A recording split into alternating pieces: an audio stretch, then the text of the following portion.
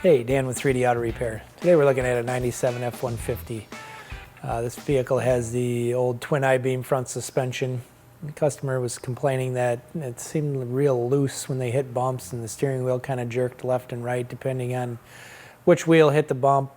Being that this is getting to be a little bit of an older vehicle, one of the things we typically pay a lot of attention to is the bushings, making sure the bushings are still in good shape.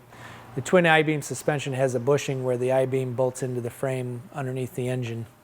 As you can see from the pictures here, these bushings are worn out, causing the axle to be able to move left and right independent of what it should with a good new bushing. We put new bushings in, took it for a spin. The vehicle was back driving the way it should.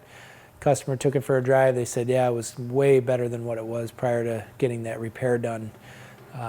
We do realize that some of these older vehicles need to be kept going down the road because they have very specific needs due to the customer's business requirements or just the fact that they're fun old trucks that people like to still drive around.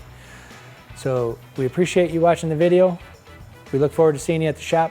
Please share this video so other people out there can get the information.